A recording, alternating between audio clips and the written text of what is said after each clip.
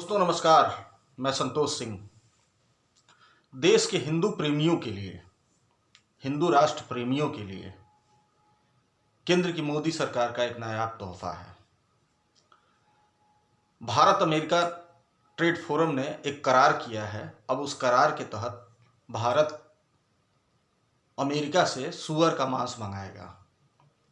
वैसे कोई नई बात नहीं है। अमेरिका पिछले 20 सालों से भारत के ऊपर इस बात का लगातार दबाव बनाता रहा कि पोर्क यानी सूअर का मांस भारत खरीदे। अब जाहिर सी बात है कि बाजार भारत का बहुत बड़ा है, मीट का भी बाजार बहुत बड़ा है। तो ऐसे में दुनिया भर की कंपनियों की निगाह और सभी क्षेत्रों में कंपनियों की निगाह भारत के बाजार पर लगी हुई है।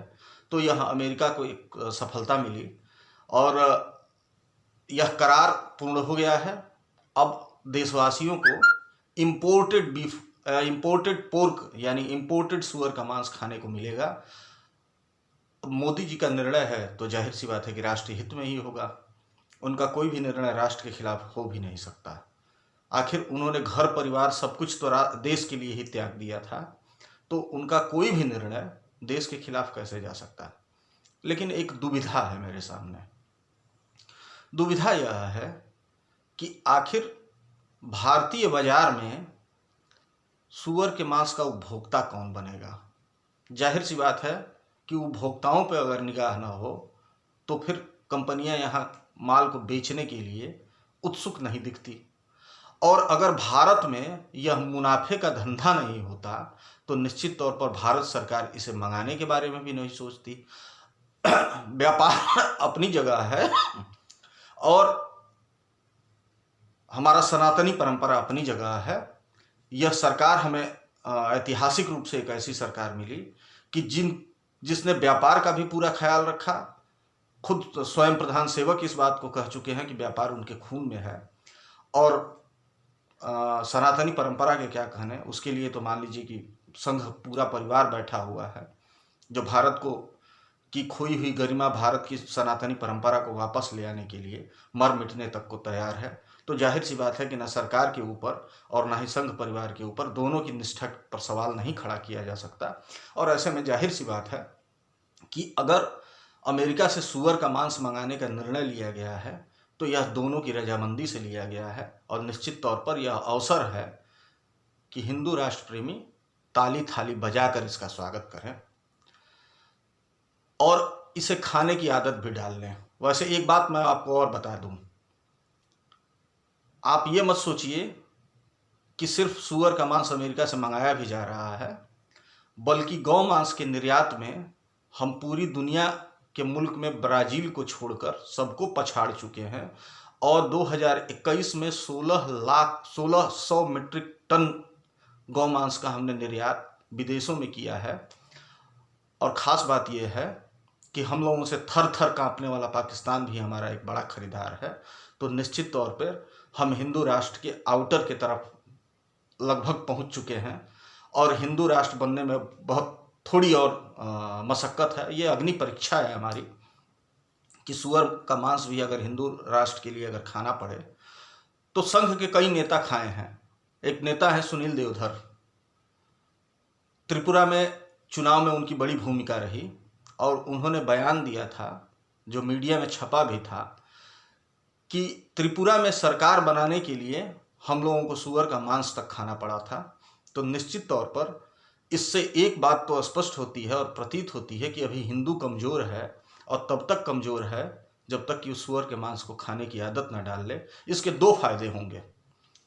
एक तो मीट का कारोबार करने वाले जो मुसलमान हैं,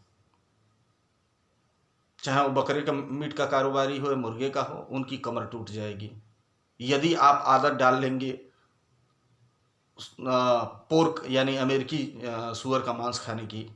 तो निश्चित तौर पर भारतीय बाजार में वो तबका जो मीट कारोबार से जुड़ा हुआ है उसकी कमर टूट जाएगी। तो यह राष्ट्र हित में होगा। निश्चित तौर पर राष्ट्र हित में विशेषकर उन हिंदुओं को जो राष्ट्र प्रेमी हिंदू हैं, हिंदू राष्ट्र के प्रेमी हैं, उन्हें अमेरिकी पोर्क को खाने की आदत डालनी चाहिए। दुविधा एक बड़ी यह है कि मुसलमान इसे नहीं खाएगा, क्योंकि धार्मिक दृष्टिकोण से इस्लाम में सूअर प्रतिबंधित जीव है, जिसे छूना तक जो है मुसलमान पसंद नहीं करते। विशेषकर कट्टर किस्म के जो मुसलमान हैं वो तो छूना भी पसंद नहीं करेंगे, खाना तो बहुत बड़ी बात है। हो सकता है कि जितेंद्र नारायण सिंह त्यागी जी जैसे कुछ ऐसे मुसलमान हों जिनके हिंदू धर्म में बड़ी निष्ठा हो, तो वो धर्मांतरण करने के बाद निश्चित तौर पर वो भी इसका सेवन करेंगे, इसमें कहीं कोई दो राय नहीं है। लेकिन मैं समझता हूँ कि इस बीच ये जो खबर निकली है ये हिंदुओं को मजबूती देगी और हमें निश्चित तौर पर विश्व गुरु के रूप में भी स्थापित करेगी। तो मैं आशा करता हूँ कि कम से कम 1 लाख धन्यवाद पत्र हिंदू राष्ट्र प्रेमी माननीय प्रधानमंत्री की सेवा में जरूर प्रेषित करेंगे कि यह अद्भुत निर्णय, अकल्पनीय निर्णय जो पिछली देशद्रोही सरकारों ने नहीं ले पाया था, उसको मोदी सरकार ने ले लिया है। हालांकि 7 साल ये भी नहीं निर्णय ले पाए, तो कोई बात नहीं, देर आए दुरुस्त आए के तर्ज पर आज प्रधानमंत्री ने जो है ये निर्णय ले लिया। और इस निश्चित तौर पर जो है यह व्यापार हमारे जो है सांस्कृतिक राष्ट्रवाद को और मजबूत करेगा। ये एक बात हो गई। दूसरी बात यह है कि इस बीच एक अच्छी सूचना भी आई है। अच्छी सूचना यह रही कि पंजाब में प्रधानमंत्री के ऊपर, पंजाब में प्रधानमंत्री की सुरक्षा में जो चूक हुई थी, उस चूक के ऊपर सुप्रीम कोर्ट ने एक न्यायिक जांच बैठा दिया है और 4 सदस्यीय कमेटी है और वो जांच करेगी कि प्रधानमंत्री की सुरक्षा में चूक आखिर हुई कैसे।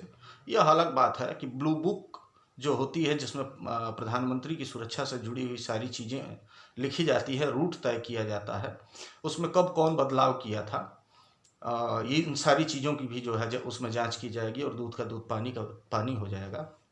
इसमें आश्चर्य की एक बात मुझे ये समझ में आती है कि प्रधानमंत्री 56 इंची प्रधानमंत्री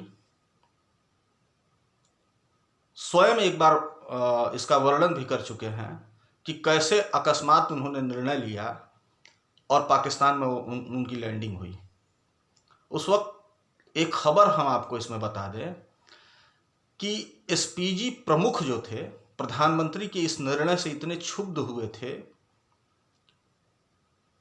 कि उन्होंने अपने को अपने पद से अलग कर लिया था। यह मीडिया में खबर आ चुकी है। उस दौर में हो सकता है कि प्रधानमंत्री को पाकिस्तान के भीतर अपनी जान पे कोई खतरा न महसूस हुआ हो, इसलिए उन्होंने नवाज भाई को, जैसा कि वो खुद बता रहे थे, इसके कई फुटेज पड़े हुए हैं कि कैसे अचानक उन्हें नवाज शरीफ जी ने फ़ोन किया और उन्होंने पाकिस्तान में लैंडिंग का निर्णय ले लिया। तो इसके लिए उन्होंने शायद जरूरी न समझा हो, इसलिए उन्होंने जो है पाकिस्तान के प्रधानमंत्री को धन्यवाद नहीं कहा था कि वो वहाँ से जिंदा आ गए। लेकिन अपने देश में अगर प्रधानमंत्री की जान को खतरा महसूस हो रहा है, वह एक लोकप्रिय प्रधानमंत्री, एक ऐसा प्रधानमंत्री जो ऐतिहासिक है, अपने में ही सब कुछ है, शायद अपने ही में पार्टी हो चुके हैं और शायद अपने ही में ही वह देश भी हो चुके हैं। एक ऐसे प्रधानमंत्री को अगर अपने देश के भीतर जान पे खतरा महसूस हो रहा हो तो यह चिंता का विषय है। और यह भी समझने की ज़रूरत है कि आखिर वह निर्णय कौन से हैं जिन निर्णयों के चलते प्रधानमंत्री को अपने ही मुल्क के भीतर अपने ही मतदाताओं से, जिन्होंने अपने सर पर उन्हें बैठा के प्रधानमंत्री बनाया, उनसे खतरा महसूस हो रहा है। तो यह चिंता का एक विषय है और प्रधानमंत्री की सुरक्षा निश्चित तौर पर राष्ट्र की जिम्मेदारी है और देश का प्रतिनिधित्व करने वाला अगर अपने देश में खतरा महसूस करे तो यह शर्मनाक भी है। मैं एक बात और कहना चाहूँगा। आज युवा दिवस के अवसर पर मैं प्रधानमंत्री जी को सुन रहा था। जाहिर सी बात है कि जिस प्रकार की भाषण शैली प्रधानमंत्री की है, दुनिया तारीफ करती है। और प्रधानमंत्री जी बता रहे थे कि जब भी भारत के सांस्कृतिक या फिर देश के ऊपर जब भी किसी किस्म का हमला हुआ है तो एक से एक बड़े सूरवीर चाहे गुरु गोविंद सिंह के पुत्र हों, चाहे भगत सिंह हों, सुभाष चंद्र बोस हों, एक से एक बड़े बड़े सूरवीर बाहर आए और देश के ऊपर खुद को न्यौछावर कर दिए। ऐसे में मैं यह सोचने की कोशिश कर रहा हूँ कि वह जो पीढ़ी खत्म हो गई जिन्होंने स्वयं को देश पर न्यौछावर किया, उसका प्रतिनिधित्व करने वाले प्रधानमंत्री को हम किस रूप में याद रखेंगे? कहीं ऐसा तो नहीं कि न दीन बचा न धर्म। वैसे इसमें एक खास बात और आपको बता दें हम कि जनता की हालत इधर बीच के निर्णयों से यह हो गई कि दुविधा में दोनों गए, माया मिली न राम। अब समझ नहीं आ रहा है कि धर्म बचेगा कि व्यापार बचेगा, समाज बचेगा या घर बचेगा। इन सब बातों के साथ आपका बहुत बहुत शुक्रिया। और हिंदू राष्ट्र की तरफ हमारा जो कदम बढ़ रहा है उसमें हम पुनः आप सबका जो है धन्यवाद देते हैं और निश्चित तौर पर एक दिन हम विश्व गुरु भी बनेंगे। शुक्रिया।